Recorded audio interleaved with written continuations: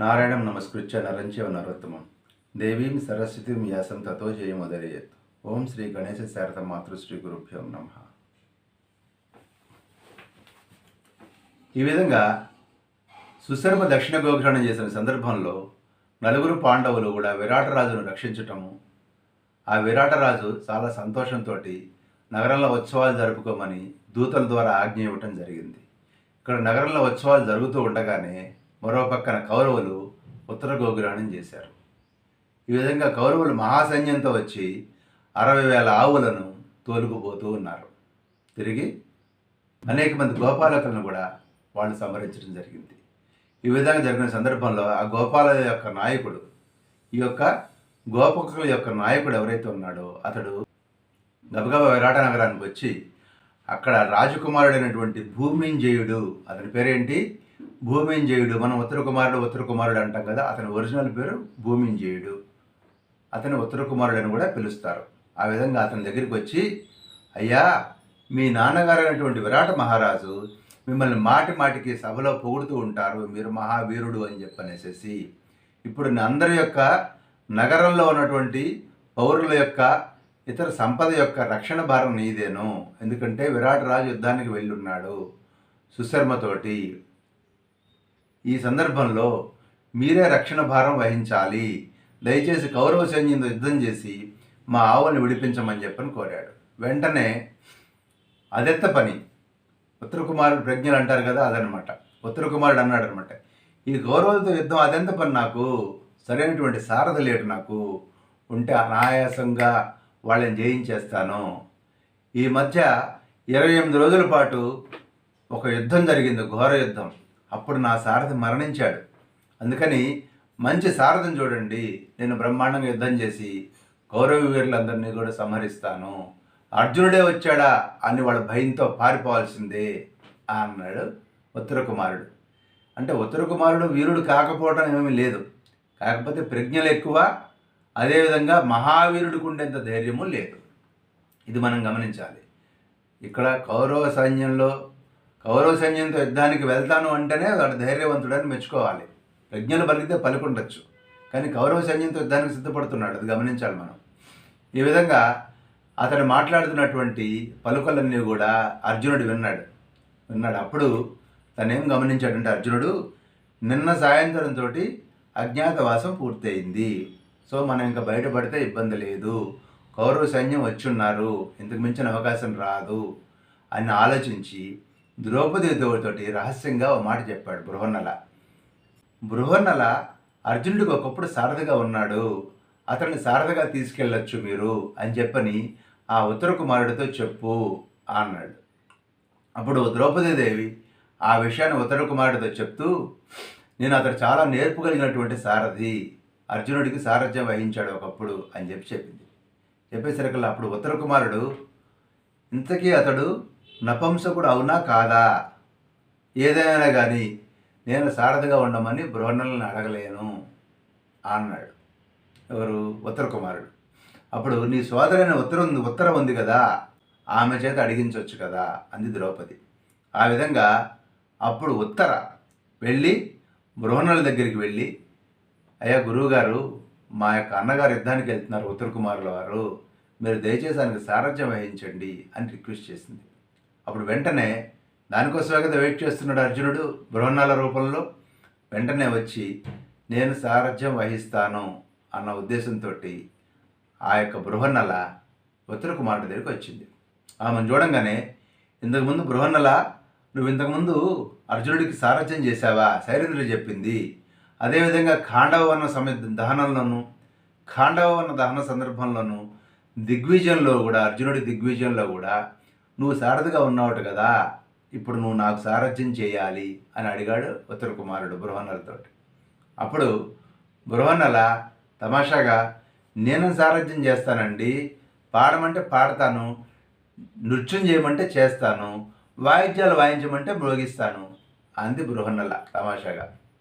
అన్నప్పుడు అప్పుడు ఉత్తర కుమారుడు అన్నాడు, బృహన్నల, ఆ పనులన్నీ తిరిగి వచ్చాక చేద్దు, కానీ ప్రస్తుతానికి గుర్రం కళ్యాలు పట్టుకుని యుద్ధానికి బయలుదేరు అన్నాడు ఉత్తర కుమారుడు. అప్పుడు ఈ అర్జునుడు కావాలని కొంత కామెడీ చేశాడు. అంటే హాస్యం కోసం కొన్ని విచిత్రంగా ప్రయత్నాలు చేశాడు. ఏం చేశాడంటే కవచాన్ని తలకిందులుగా తొడుక్కున్నట్టుగా వేశాడు. అట్లాంటి ఎట్లా తొడుక్కోవాలో తెలియదు నాకు అన్నట్టుగా కవచాన్ని తలకిందులుగా తొడుక్కోవటం, ముందుది వెనక్కిది ముందుకి పెట్టుకోవటం, ఆ యొక్క ఫిక్సర్స్ అనమాట.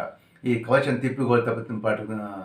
ఈ యొక్క కవచాన్ని తిప్పి తొడుక్కోవటం, వెనక నుంచి ముందుకు తొడుక్కోవటం, అట్లా తెలియనట్టుగా నటించాడనమాట ఈ యొక్క అర్జునుడు. అప్పుడు అక్కడ ఉన్నటువంటి అంతఃపురంలో ఆడపిల్లలందరూ కూడా గొల్లు గొల్లుమని నవ్వటం మొదలెట్టారు.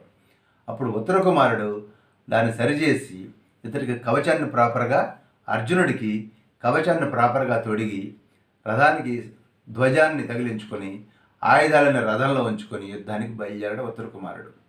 అప్పుడు ఈ యొక్క ఇతర కన్యలందరూ కూడాను, బృహన్నల మీరు యుద్ధం నుంచి వెనక్కి వచ్చేటప్పుడు ఈ భీష్మాది మహావీరులు ధరించినటువంటి తలపాగా కుచ్చులు, విచిత్రమైన వస్త్రాలు ఏవైతే ఉంటాయో అవన్నీ తీసుకొస్తే మేము ఆ బొమ్మలకు అలంకరించుకుంటాము అన్నారు. అప్పుడు బృహన్నలు అన్నాడు, మన ఉత్తర కుమారు వారు ఈ యొక్క కౌరవులందరినీ కూడా జయించి మీరు కోరినట్లుగానే వారి యొక్క వస్త్రాలు తీసుకుని వస్తాడు అంది బృహన్నల. ఈ విధంగా రథం బయలుదేరింది. అప్పుడు యుద్ధరంగానికి చేరినటువంటి ఉత్తర కుమారుడు అక్కడున్నటువంటి కౌరవ సైన్యాన్ని చూడగానే ఒక్కసారి భయాందోళనలకు లోనయ్యాడు. ఒకసారి గజగజగజ ఒడిగిపోయాడు. ఏంటి ఇంత సైన్యాన్ని ఇప్పుడు జయించాలా? మా నాన్నేమో ఉన్న సైన్యం మొత్తం తీసుకొని త్రిగర్త దేశం పోయాడు. ఇప్పుడు సైన్యం ఏమీ లేకుండా ఒంటరిగా ఇంతమంది కౌరవ సైన్యాన్ని నేను జయించగలనా? నా వల్ల కాదు. బృహన్నల రథం వెనక్కి దిప్పు, మనం నగరానికి వెళ్ళిపోదాము అన్నాడు. అంటే అప్పుడు అర్జునుడు అన్నాడు, ఆడవాళ్ళ ముందు అన్ని బీరాలు పలికేవు కదయ్యా, నీ మాటలు విని సైరేంద్రుడు చేసినటువంటి ప్రశంసలు విని కౌరవులను జయించడం కోసం నీతో పాటు నేను యుద్ధానికి వచ్చాను. ఇప్పుడు నేను వెనక్కి ఎట్లా వెళ్తాను?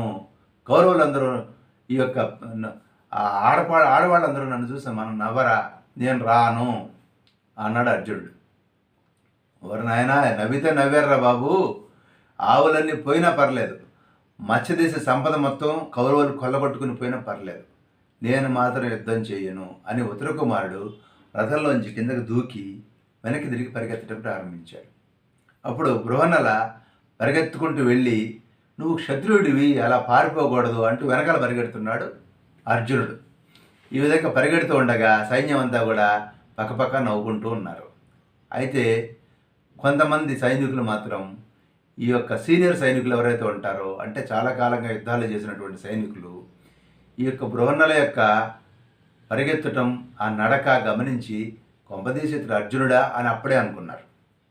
ఈ విధంగా కొంత దూరం పరిగెత్తి ఒక 100 అడుగుల దూరం దాకా పరిగెత్తారు, ఒకళ్ళ వెనకాల ఒకళ్ళు.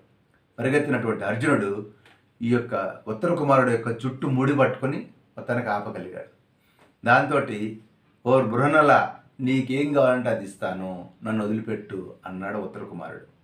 అయినా కానీ అర్జునుడు గట్టిగా పట్టుకొని ఈ యొక్క ఉత్తరుణ్ణి రథం దగ్గరికి లాక్కుని వచ్చాడు. అప్పుడు లాక్కుని వచ్చినప్పుడు ఉత్తర కుమారుడు పెనుగులాడుతున్నాడు, నేను వెళ్ళిపోతాను, నేను పారిపోతాను అని. అప్పుడు అర్జునుడు అన్నాడు, ఏం భయం లేదు ఉత్తర కుమారా, నువ్వు యుద్ధం చేయలేకపోతే రథాన్ని నడుపు, వీళ్ళందరినీ కూడా నేను సంహరిస్తాను, వీళ్ళందరినీ కూడా నేను జయిస్తాను అన్నాడు అర్జునుడు.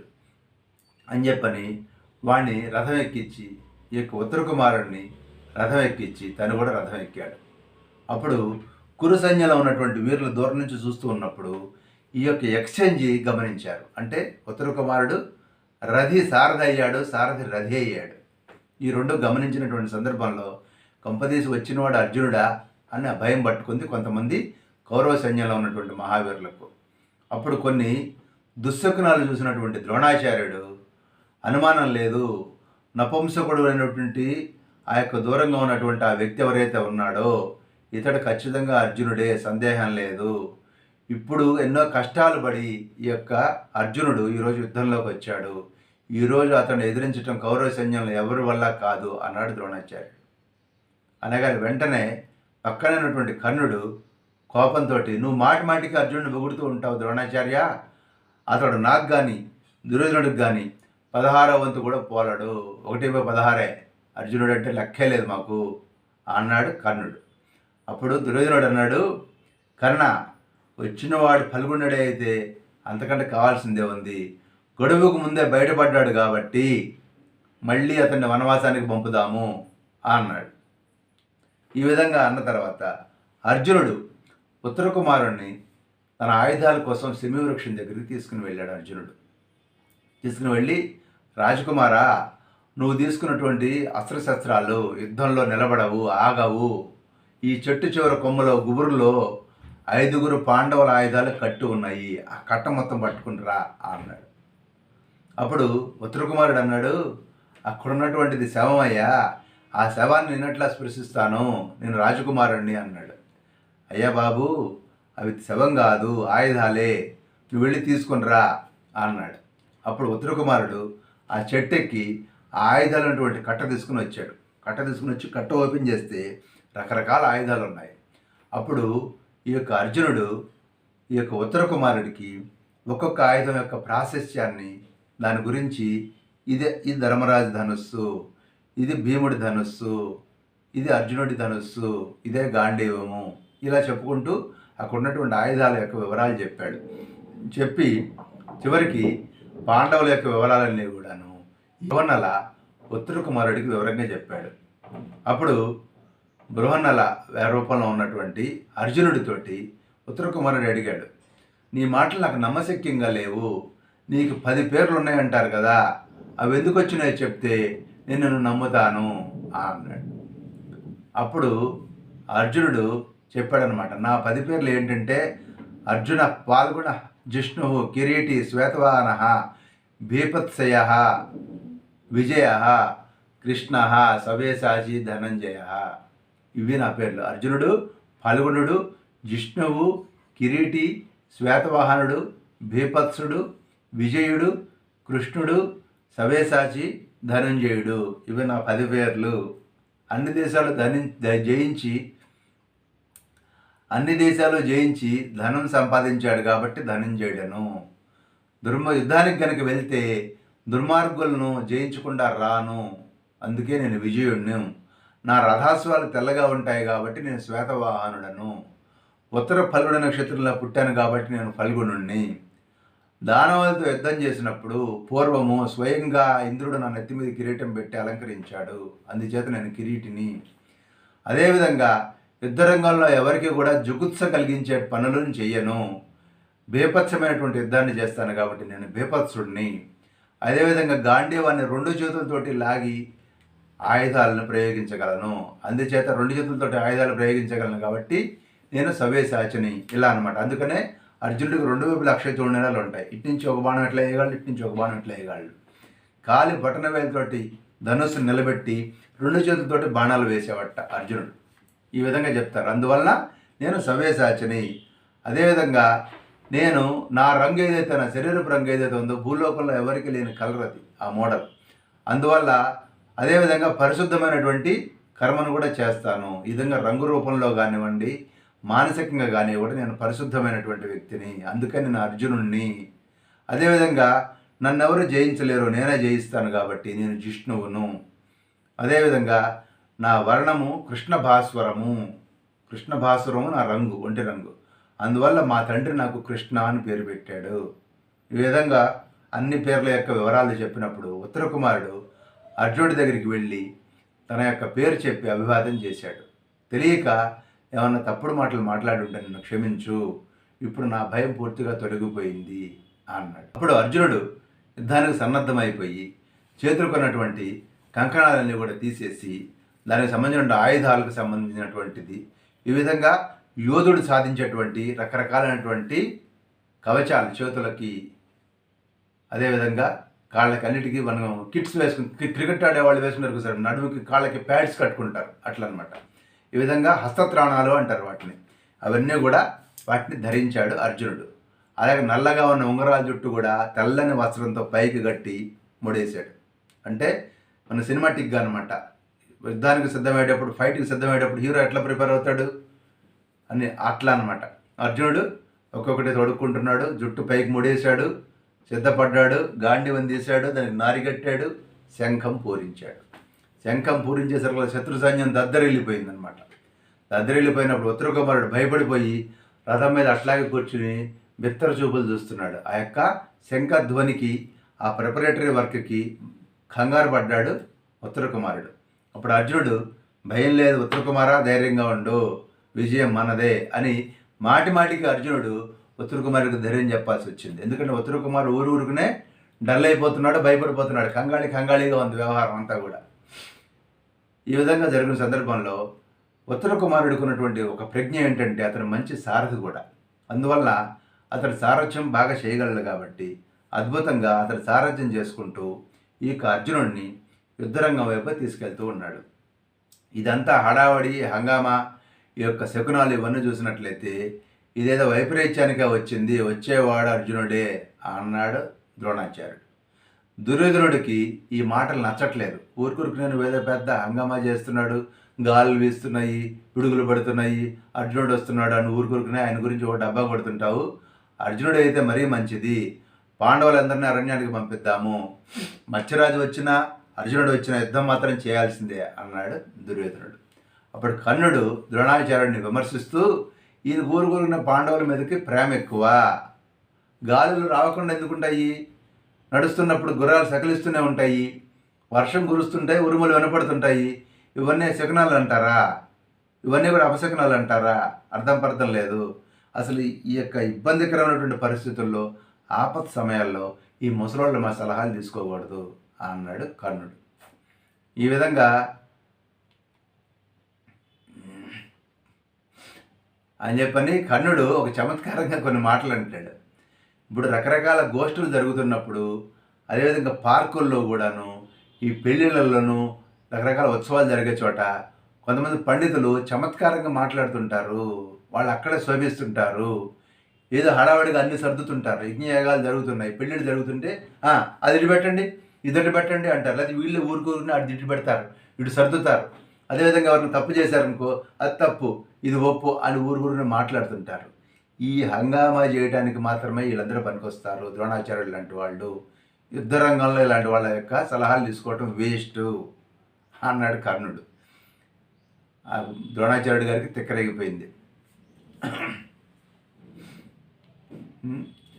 ఈ విధంగా వీళ్ళని వెనక్కి నెట్టి మనం శత్రు సైన్యాన్ని సంహరించాలి, దాని గురించి ఆలోచించడం మంచిది. ఈ పండితుల సలహా తీసుకోవడం అవసరం లేదు, మనం శత్రువుని జయించాలి, అది ముఖ్యము. మీరు గనక అర్జునుడి పేరునంగాన భయపడితే మీరందరూ అక్కర్లేదు, నేను ఒక్కడిని అర్జునుడిని సంహరిస్తాను, మీరు నిలబడి చూస్తూ ఉండండి అని తీవ్రంగా మాట్లాడాడు.